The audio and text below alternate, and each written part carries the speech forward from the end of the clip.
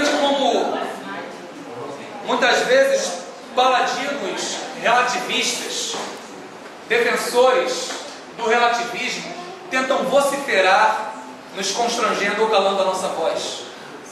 Não trema não, meu irmão. No tempo em que a gente está, a gente ouve muita gente levantando sua própria opinião relativista, desconsiderando a Bíblia como palavra de Deus e tentando falar mais alto. A briga não é por quem fala mais alto. Mas se você está com a verdade, não tema. Nada podemos contra a verdade, senão pela verdade. O meu convite a você é que você tenha a opinião formada, que você seja um cara cabeça para esse tema. Eu uso recorrentemente uma situação que houve na faculdade para ilustrar um aspecto como esse. Em 2010, na faculdade, eu estava num momento de final de aula e alguém como que, numa distância da Tatiana até mim, falou: Henrique, qual é o seu e-mail? Eu falei: anota aí, cara, pastorhenrique@uol.com.br. Aí alguém nessa distância ouviu e falou: qual é o teu e-mail, cara? Eu falei: pastorhenrique@uol.com.br. Pô, cara, você é pastor?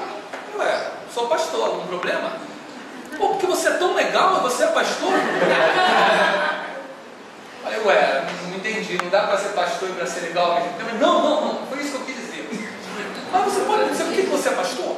Por que você é crente? Por que você é cristão? Por que você é crente, cara? Olha, cara, eu vou te responder. Mas a pergunta certa não é porque eu sou crente. Adão foi criado crente. Adão era crente.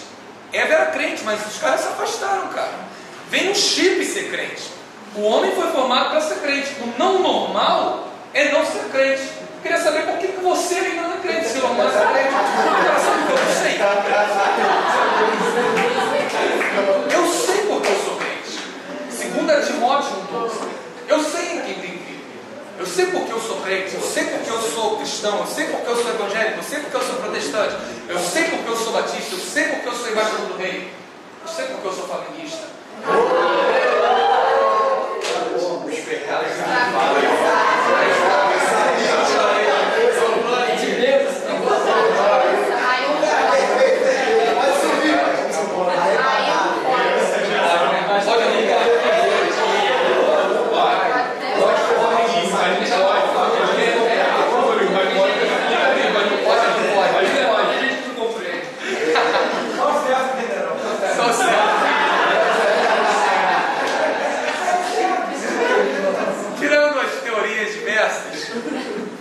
Nós temos que saber o que nós somos. Você é o que? Cristão, protestante, evangélico, reformado ou batista? Se você é batista, que tipo de batista você é? Já começou batista brasileira, começou batista nacional, começou batista regular, começou batista independente, começou batista conservadora, começou batista bíblica, começou batista do sétimo dia, começou batista letra, começou batista nacional. 9 convenções batistas operam no Brasil. Qual a diferença entre o batista regular e o batista independente? Qual a diferença entre um batista conservador e um batista do sétimo dia, um batista bíblico? Qual a diferença entre a batista nacional e a batista renovada? Você sabe, devemos procurar a razão da nossa fé, de quem nós somos. Às vezes a gente entra num tempo, eu utilizei essa ilustração lá em cima do nosso curso e nós constantemente a utilizamos. Nós chegamos a um tempo em que nós somos bíblicos, mas nós não somos biblistas. Nós aqui somos incapazes de assomar o culto e dizemos que vamos para o purgatório. A gente não vai falar isso. A gente não é doido, a gente sabe que vai para o céu. Vai falar que a gente vai para o céu. Mas se a gente pedir 3 versículos básicos para balizar essa nossa doutrina, hoje a grande maioria de nós é incapaz de enumerar 3 textos básicos. A gente é bíblico. A gente sabe por alto as coisas, mas a gente não sabe às vezes a fundo. É um tempo de informativismo. O tempo de hoje é um tempo em que a gente tem muita informação, mas pouca reflexão. É um tempo de proliferação de doutores, mas de ausência de pensadores. É um tempo em que a gente tem proliferação de PhDs, mas ausência de sábios. Na década de 70 e 80, você ou algum dos seus ouvia repetidamente nossos líderes enumerarem nas palmas das suas mãos pelo menos 10 pessoas que poderiam ser referenciais para nós. E mencionava-se Heber Vasconcelos, Davi Gomes, Davi Malta, Mauro Israel e por aí vai. Hoje, se eu mencionar apenas 3 características e pedir a você uma mão cheia, às vezes não encontra. Um homem de caráter, que você possa virar para os seus filhos e dizer, seja como esse homem. Um homem cheio do Espírito Santo e cheio do conhecimento da palavra para reflexão. Quem é esse referencial de Deus para a sua vida e para os seus filhos? Às vezes a gente tem dificuldade. Às vezes o cara é bom numa área, às vezes não é bom no outro. Faltam essas pessoas que seriam referenciais para nós. Quem a gente vai mencionar de referencial? A gente vai mencionar de referencial Barack Obama, que defende casamento homossexual. A gente vai mencionar de referencial Gabriel, que pela mídia é denominado de pensador, mas alguém que chama a criação de Deus, a loira, de burra, não pode ser considerado um pensador. Paulo Coelho, aclamado pela mídia mundial e até lembrado na Academia Brasileira de Letras, evidentemente por motivos meramente políticos ou outros motivos mais nefastos que nos fogem ao conhecimento, mencionar de Paulo Coelho como referencial para os nossos filhos. Quem, gente, a gente vai mencionar? Referenciais são feitos para serem dados, não para serem cobrados. Se nós estamos em falta, em um tempo em que faltam referenciais, nós precisamos ser esses referenciais. Não referencial para bater no peito como aquele fariseu e dizer, Senhor, graças te dou, porque dou dízimo, jejum e oro 3 vezes ao dia. Mas como aquele publicano, que como eu disse, Senhor, tem misericórdia de mim, que eu preciso do Senhor. Servos. Referenciais de servos, mas servos que não tenham medo de ser quem Deus reservou para ser. Encha-se de Deus, meu irmão. Não tenha medo do que as pessoas vão pensar. Encha-se de conhecimento. Atenda essa chamada de Deus para a sua vida. Você sabe que Deus está querendo algo mais de você. Você sabe que Deus está te chamando para algo mais profundo.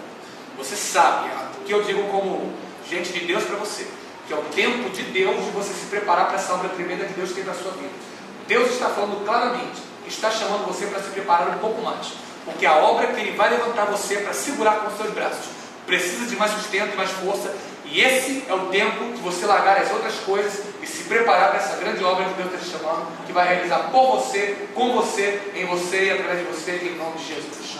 Amém. Terceiro lugar, cumpra o que se espera de você, permanecendo sendo servo no servo. Terceiro lugar, cumpra o que se espera de você, permanecendo sendo servo no servo. O texto diz no versículo de número 28, e vós sois o que tendes permanecido comigo nas minhas tentações. Então, os discípulos eram aqueles que estavam permanecendo em Cristo. Permanecer é muito difícil. Muita gente começou com você e eu na caminhada, mas parou pelo caminho. E a gente não deve emitir juízo de valor sobre eles, porque a caminhada é pesada, a caminhada é difícil. Aquele que está de pé, muito para que não caia. Quando eu vejo tantas dificuldades com os colegas, o que eu tenho que fazer é botar minha barba de molho e pedir, Senhor, tem misericórdia, para que com a situação dele eu aprenda e eu possa ser um cara que erga a mão para ele. Amando o pecador, odiando o pecado, tentando compatibilizar graça e justiça, tentando compatibilizar misericórdia e juízo de Deus sobre aquela vida. Mas quando a gente pensa em permanecer sendo servo no servo, a gente tem que pensar em a gente se manter firme na caminhada. Porque às vezes a gente pode fazer como os discípulos em Lucas 2,43. Lucas 2,43 diz que os pais de Jesus e a multidão voltavam de Jerusalém para casa. E o texto diz, Jesus tinha ficado a caminho de um dia. Jesus não estava no grupo e ninguém notou que Jesus não estava no grupo. Às vezes Jesus não está no congresso e a gente não nota que Jesus está no congresso. Às vezes a gente faz planos absolutamente grandes, mas será que Jesus está naquela reunião que a gente faz para fazer aquele congresso? Não por meio do convite de uma oração, mas se as conversas que a gente tem, as finalidades, as motivações dos nossos corações quando sondadas, será que Jesus está ali? Os discípulos permaneceram sendo servos, mas permaneceram sendo servos no servo. Um dos problemas que acontecem é a citação de Galileu Galilei. Todo homem quer ser rei, todo rei quer ser Deus, só Deus quis ser homem. Todo homem quer ser rei, todo rei quer ser Deus, mas só Deus quis ser homem. Isso não pode fazer parte do nosso coração, isso não pode fazer parte da nossa vida. A gente tem que tentar permanecer sendo servo no servo, naquilo que Francisco Sorém, em saudosa memória, mencionou nos seus tempos de vida entre nós. Quando perguntaram a Sorém qual era o conceito de um cristão, Sorém disse: cristão é um pequeno Cristo. Cristão é um pequeno Cristo. as pessoas devem olhar para mim, e de uma maneira ou de outra, ver a moldagem de Jesus nas minhas atitudes, olhar para a moldagem da vida de Jesus em mim. Mas até que ponto eu tenho sido servo no céu? Há um texto que me encabula muitas vezes, porque isso nunca aconteceu comigo. Lucas 11:1. Jesus termina de orar, e o texto diz: e tendo orado Jesus, os seus discípulos viraram para ele e lhe disseram: mestre, ensina-nos a orar. De alguma maneira, quando Jesus terminou de orar, os discípulos estavam tão embevecidos que falaram: Jesus, a gente tem que aprender a orar. A oração de Jesus dava vontade de orar. Ninguém, depois de eu terminar de orar, nunca me pediu: Henrique, me ensina a orar. Talvez a minha oração não esteja dando aos outros vontade de orar. Eu quero orar de tal maneira, e a vida de Jesus está em mim de tal maneira, que a minha oração dê aos outros vontade de orar, trazendo a presença de Deus. Eu quero viver de tal maneira que a minha pregação dê aos outros vontade de pregar. Eu quero ensinar e dar uma aula de tal maneira que as pessoas que estão ali presentes saiam cheias de vontade de dar aula. Eu quero viver e ser um pastor de tal maneira que a minha vida pastoral incentive aos outros a vontade de ser pastor, sabendo que é difícil, sabendo que é um dobrado que a gente porta, mas elas saibam que ser pastor nas mãos de Deus é uma bênção. Eu quero viver de tal maneira que a minha vida dê aos outros vontade de viver. Eu quero viver de tal forma que eu encontro com aquele que está com PMD, com aquele que está com qualquer transtorno bipolar, psicose maníaco-depressiva, depressão no mais profundo grau. Ele sente comigo, mas a simples sentada dele ao meu lado dê a ele vontade de viver. Eu quero cantar de tal maneira que a pessoa que está ao meu redor sinta vontade de cantar. É isso que Neil Hybels tentava transmitir quando ele falava vida na vida. É a vida de Deus fluindo na nossa vida. Vida é uma coisa daquelas que só se transmite por meio da representatividade, por meio do exemplo. Vida é uma daquelas coisas que as palavras podem aperfeiçoar, mas que só são transmitidas por meio do exemplo. Amor é uma das outras coisas que é transmitida por exemplo. E é basicamente isso que a gente precisa na nossa juventude. A gente de tal maneira chegar lá e ensinar, seja um, seja dois, mas ensinar de tal maneira que aquele cara saia dali cheio de vontade de ensinar. Jesus não ensinou um grupo grande, o grupo de Jesus foi pequeno, mas ele ensinou de tal maneira que a marca dele ficou na marca dos discípulos. Os discípulos, depois que retornaram a pescar com as redes, eles disseram quando Jesus apareceu: nós não podemos mais fazer isso. Nós não somos mais os mesmos depois que nós vivemos com o Mestre. Nós temos que abandonar de novo as redes e fazer o que o Mestre mandou. Cara, 12 não tinha nenhum doutor, 12 não tinha nenhum mestre, 12 não tinha PhD, 12 não tinha Face, não tinha internet, não tinha televisão. Cara, 12 na Palestina, 13 mil quilômetros de distância, há 2.000 anos atrás sentaram com o mestre 12 pescadores e outros do grupo heterogêneo. 12 e fizeram o evangelho chegar aqui. Somos 70 nessa sala. E será que a gente não vai conseguir, de alguma forma ou de outra, deixar com que a vida de Jesus nos impacte de tal maneira, que a oração de Jesus nos dê vontade de orar, de tal maneira que a gente possa também impactar a outros com a vontade de orar, a vontade de cantar, a vontade de viver, a vontade de pregar, a vontade simplesmente de ser, mas de ser no ser, que é o perfeito ser, que é aquele que sendo, abre mão de ser, para que você e eu nele fôssemos, que é o ser Deus em Jesus, que é aquele que foi o servo dos servos, para nos ensinar a ser um servo do servo. Irmãos, o que as pessoas esperam em nós é que nós sejamos servos no servo. As pessoas me procuram, e elas me procuram não é para saber qual é a fisioterapia que vão fazer, para isso procuram a sala. As pessoas me procuram não para saber qual é o novo método pedagógico que vão aplicar, para isso procuram a Danúbia. As pessoas me procuram não para saber quantos continentes existem, para isso elas procuram o Vinícius. As pessoas me procuram não para saber a distinção entre assistencialismo e assistência social, para isso procuram a Eloan. As pessoas me procuram não para fazer uma prescrição de uma carga de exercícios físicos, para isso procuram o pastor Ulisses. As pessoas não me procuram para isso, as pessoas procuram um pastor, um crente, porque elas querem ouvir do crente alguma coisa sobre Deus. É isso que as pessoas procuram, elas querem Deus, elas querem Deus. Os nossos jovens querem Deus, eu preciso transbordar Deus. A minha oração precisa transbordar Deus, a minha vida precisa transbordar Deus. É isso que os jovens, quando a gente se reúne, eles querem mais de Deus. É simplesmente isso. Eles não querem minha retórica, eles vão perdoar os meus erros de português, eles não querem meu conhecimento, eles vão perdoar se eu não souber a pergunta sobre as teorias das funções quinostáticas de Cristo, eles não querem saber a minha organização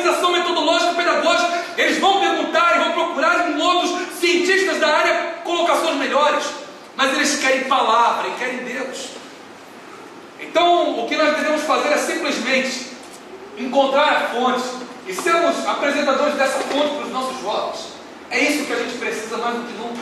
É reencontrar o caminho da fonte. Dr. Shedd, na Adoração Bíblica, lembra: a Moisés era necessário, recorrentemente, retomar novas rajadas de glória, subindo ao Sinai para o seu encontro com Deus. É isso que nossa face e nossa vida precisa. Não estou dizendo que não há, mas estou dizendo que a gente precisa recorrentemente, para trazer para os nossos jovens novas rajadas de glória na nossa face, para que cada vez que a gente orar, ore como se fosse a última. Cada vez que a gente cantar, cante como se fosse a última. Que ensinar a pregar, faça como se fosse a última. Para que isso insufle esperança. E sejam 10, 15, 20 na sua adolescência e na sua mocidade. Aqueles caras vão fazer a diferença. Último lugar. Cumpra o que se espera de você, esperando a recompensa certa. O texto vai dizer que Jesus menciona para os discípulos que o nome deles não vai ser conhecido, não é fama, não é dinheiro, mas ele diz que o que vai acontecer, a recompensa, é que o reino está destinado, como o Pai destinou a Jesus. Cumpra o que se espera de você, esperando a recompensa certa. O caminho para todo discípulo você sabe, o caminho é a cruz. Para alguém que vive genuinamente um discipulado, uma hora ou outra vai se deparar com a cruz. Como o pastor Sérgio mencionou, a glória, a fama, talvez possa até estar no caminho. Irmão André, holandês, entre aspas, o contrabandista de Deus, epíteto recebido por causa do livro que ele escreveu.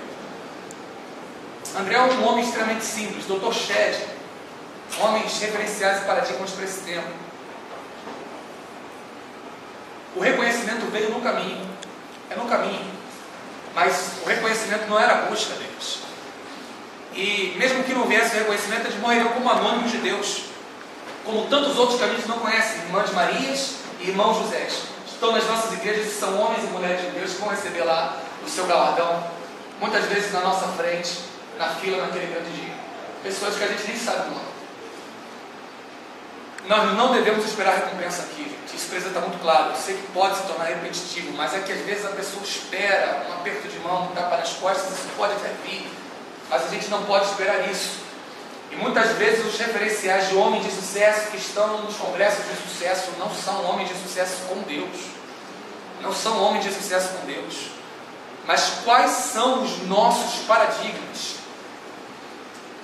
Paradigmas são mais do que modelos. Paradigmas são diagnósticos.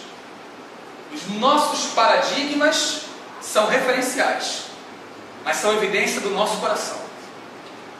Admiramos as pessoas a quem o nosso coração é atraído. Paradigmas são mais do que modelos, são diagnósticos. Evidenciam onde estamos, predizem para onde nós vamos. Mostram quem nós somos, predizem quem nós seremos. Eu posso colocar uma projeção aqui da Cristolândia, como ontem o Globo Repórter colocou. E gente que a gente nem imagina fazendo trabalhos tremendos que nem apareceram estão ali por trás. Eu posso colocar aqui de um pregador midiático que tem ido em debates televisivos ultimamente, nas suas campanhas viajando pelo Brasil, por meio de formas de obter dinheiro, Deus sabe lá como. E para algumas pessoas, esse pregador está fazendo um trabalho melhor do que aquele trabalho do anônimo na Cristolândia. O seu paradigma diagnostica o seu coração. Alguém me perguntou, certa ocasião, por que, apesar da gente falar tão mal da teologia da prosperidade, algumas igrejas que pregam a teologia da prosperidade permanecem cheias? Porque tem gente que quer ouvir. Mais gente do que gente que quer ouvir o que você prega na sua igreja e que eu prego na minha igreja. É simplesmente por esse fato que as pessoas a teologia da prosperidade ainda permanece cheia. Tem coisa que faz o pastor desabar, dá uma desabada. Coisa que faz o pastor desabar, confissão pastoral, não conta para ninguém. É eu sair naquela porta e alguém me contar um problema perguntar como se resolve aquele problema, dizer que não consegue sair daquele problema, sendo que a resposta para aquele problema é tudo que eu preguei. Parece que a pessoa não ouviu nada. Fui pregar numa igreja X, fazendo um congresso, pregando 3 dias sobre o que não deve ser feito em relação à prosperidade. Falando, o encontro era sobre teologia da prosperidade. E no final, o irmão veio orar. Eu confesso a você que eu não entendi. Eu não sei se o cara estava viajando, o que era, o cara não entendeu, eu não me comuniquei. Até hoje eu me questiono isso. Ele veio orar, pedindo que eu orasse sobre ele, para que tivesse sobre ele a unção da transferência de riquezas. Unção da transferência de riquezas. São coisas que eu entro em crise e falo, cara, o cara não entendeu nada que eu preguei. Ele não entendeu nada que eu falei o tempo todo que não é isso. E ele disse que ouviu um pregador e que poderia ter isso, eu poderia orar. Mas que eu admirei sua palavra, entendo que o Senhor tem uma unção de Deus, o Senhor pode orar pela unção da transferência de riquezas. E você fica meio absorto. Você fala, cara, o cara não entendeu nada. O que eu preguei foi totalmente contrário a isso, foi totalmente diferente disso. E muitas vezes as pessoas estão esperando recompensas aqui nessa terra, recompensas aqui nessa vida. Eu queria lembrar para você uma coisa, que a fama, ao mesmo tempo que pode ser boa para uns, a fama se torna uma prisão. A fama não foi buscada por Jesus, mas Jesus, quando tinha que dormir, você se lembra que ele tinha que pegar o barquinho e ir para outra margem, de tanta gente que tinha ali ao redor? Você lembra do que aconteceu com a princesa Diana por causa da fama? Repórteres que não deixavam em paz, ela morre num túnel por supostas perseguições de paparazzi. Irmão, não busca a fama. Ao contrário, fuja dela. Eu digo a você de coração aberto. Eu digo a você de coração aberto. E a fama, às vezes, é pelas próprias pessoas. Lembre que você é humano. Lembre as pessoas que você é humano. Seja uma pessoa simples. Espere reconhecimento apenas na glória celestial. As pessoas que recebem o reconhecimento aqui já têm sua recompensa aqui. As pessoas que não têm o reconhecimento aqui muitas vezes vão ter o seu reconhecimento na glória celestial. E Deus vai abençoar você pelo caminho. Deus já fez tanta coisa boa, me deu tanta coisa boa, tanta coisa interessante, apenas trabalhando com grupos pequenos ali no seminário ou nas igrejas. Eu fui pastorei em 2012 e 2013 a Gemeinde Mission von Wittenheim, a uma igreja no sul de Stuttgart. Eu queria conhecer 2 lugares culturais: o Louvre, Paris e a Grécia. Lá ver o Partenon e aquelas coisas todas belas, cultura grega. Gosto dessa cultura. Quando eu estava para sair de Wittenheim, um irmão chegou junto com a família e falou: pastor, vamos fazer um passeio comigo? Mas vai demorar, pastor. O senhor está disposto hoje e amanhã? Eu falei, vamos, cara. Ele me pegou de Wittenheim, aí me levou, deu um pulo, passou pela Holanda, da Holanda foi para a Bélgica, da Bélgica desceu para Paris, foi para a França, depois voltou na Alemanha. Quando ele chegou na França, o pastor, eu queria dar um presente para o senhor.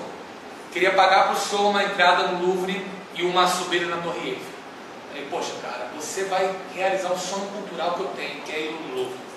As pessoas falavam para mim que o Louvre demorava 2 dias, eu não acreditei. O Louvre demora mais de 2 dias para ser visitado. Eu visitei a metade do Louvre num dia. Só o corredor de pinturas renascentistas da Itália reúne mais de 2.000 pinturas italianas. Só um corredor. Acho que o Louvre deve ser do tamanho do Tauá. No sentido, desde a sua ponta, quando tem um jardim enorme de esculturas, você entra por baixo daquela pirâmide, tem como um grande shopping ali, e depois você vai entrando pelos corredores enormes. Por meio de um convite que me foi feito para ir pastorear um grupo de jogadores na Alemanha. Por meio de um aluno do seminário tão querido, eu nunca imaginava que aquele cara era coronel. O cara não tem cara de coronel. Ele tem um peso que eu acho desproporcional ao coronel. Eu não achava que ele fosse coronel. Ele é muito fortinho para um coronel. E eu cheguei lá, e quando eu cheguei, o aluno estava dirigindo a programação do Bernardinho. Aí quando terminou a programação, eu falei, Henrique, vamos tomar um café.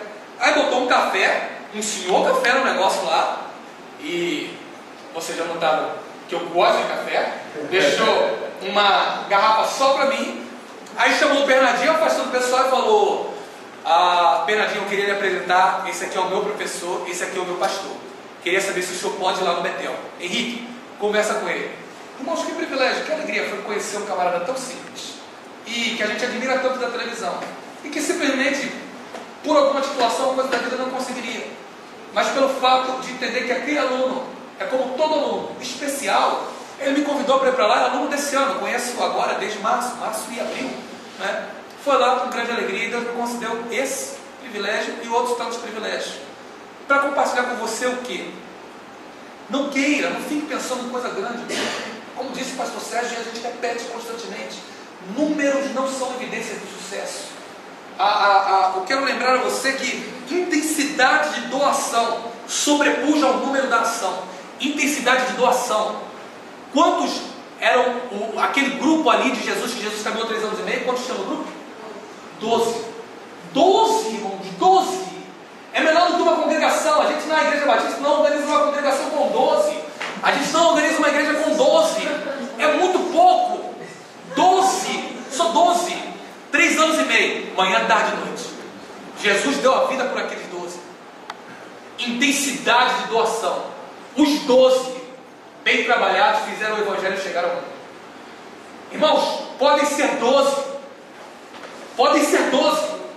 Podem ser 12 lá em Olaria. Podem ser 12 lá em Bom Sucesso. Podem ser 12 aqui na ilha. Podem ser 12 ali na freguesia. Podem ser 12 ali na abolição. Podem ser 12 aqui no Tauá. Podem ser 12 em Bom Sucesso. Podem ser só 12. Podem ser 10. Podem ser 15. A intensidade da doação vai transformar essas pessoas. A intensidade da nossa doação com aquele grupo. A identificação com aquele grupo. Não são muitos. As minhas turmas são pequenas. As pessoas são pequenas. Mas quanta realização familiar, espiritual, social, cultural, intelectiva, coletiva, emocional, eu tenho tido o privilégio de ter no caminho. Por quê? Buscando em primeiro lugar o reino de Deus. É aquele grupo que Deus te deu. São aqueles adolescentes, são aqueles jovens, é por meio deles. Pastor, é por eles? É por eles. São cabeças de bagre? É com eles. Você também é, eu também sou, nós também somos. Pastor, às vezes eles dão a bola fora. É com eles. É aquele grupo que Deus entregou para você. Mas na doação, não fique preocupado se são 5, se são 10, se são 20. Na entrega, na doação junto com eles, aqueles podem transformar aquele lugar e pode haver um avivamento ali por meio daquele grupo, porque Deus não precisa de muito. Deus com 12 em 3 anos e meio. O tempo menor do que o seminário, 4 anos de seminário. O tempo foi 3 anos e meio. O grupo 12, menor do que uma congregação. O espaço menor do que o Rio de Janeiro, menor do que Sergipe, Palestina. Pouco tempo, pouco espaço, grupo pequeno. Jesus fez uma obra tal que impactou as vidas. Invista naquele grupo. O que se espera de nós, nesse último lugar, é que a gente espere a recompensa certa. Deus vai te dar a recompensa pelo caminho, Deus vai abençoar. Você vai receber lá o galardão celestial, mas aqui 100 vezes tanto. 100 vezes tanto. E por fim a vida eterna. Quantos irmãos eu ganhei? A amizade do Felipe, a amizade do Leone, a amizade da Josi, a amizade do Davi, a amizade de tanta gente boa que eu conheci. Deus vai te abençoar e vai te entregar por fim a vida eterna. Conclusão que eu chego de tudo isso é que há muita coisa que as pessoas esperam de nós. E as coisas que as pessoas esperam de nós, o que nós devemos fazer, não é cumprir os seus desejos egomaníacos. Nós devemos cumprir o que se espera de nós em primeiro lugar, não vivendo de aparências. Segundo lugar, sem medo do que vão pensar. Com respeito, mas sem medo. Terceiro, permanecendo sendo servo certo. Quarto, esperando a recompensa certa. Irmãos, eu sei que cada um de nós já abriu parte de tanta coisa para poder estar aqui. Cara, parabéns, você é um guerreiro. Irmão, parabéns. Pô, vocês estão me ouvindo 9h40. Tem 1 hora e tanto de mensagem aqui, a gente vai finalizar.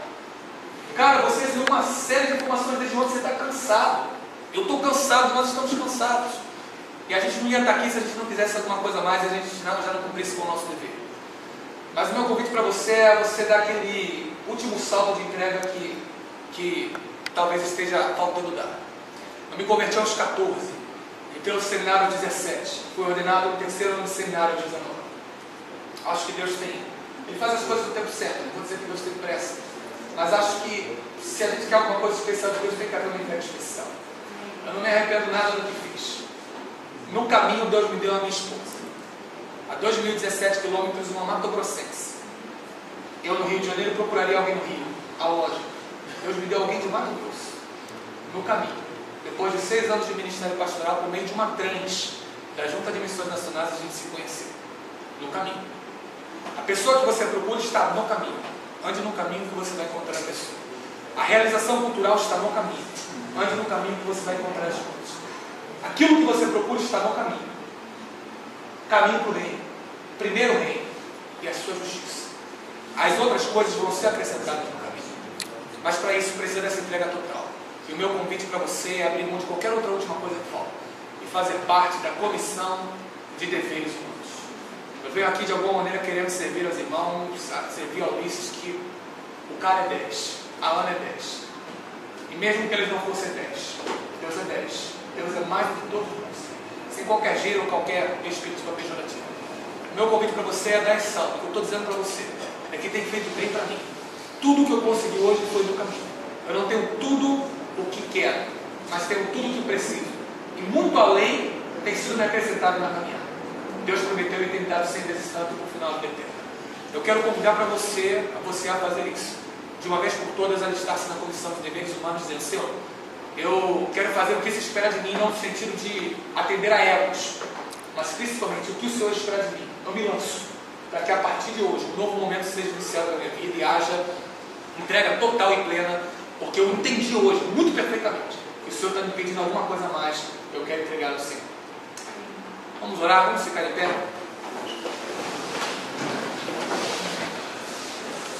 Nós vamos orar. Eu queria orar com você, não sendo maior, não sendo melhor, mas simplesmente sendo alguém aqui onde vai dar esse privilégio e essa função. De orar por você, que faz parte da comissão de deveres humanos. A alistar-se mais do que nunca e a talvez dar aquele salto que está faltando. Senhor, o que vai ser? Se eu não sei, mergulhe nele. Ele vai te dar a direção. Pastor, hoje eu quero dar aquela entrega total, plena e completa, para voltar e compartilhar isso com a juventude que está lá. Eu entendo que Deus de alguma maneira está requerendo alguma coisa mais de mim. Sabe do seu lugar, vem aqui à frente que a gente vai orar por você, junto com você, sobre você, clamando, orando, bendizendo ao Senhor. Pode chegar, vamos clamar, vamos orar.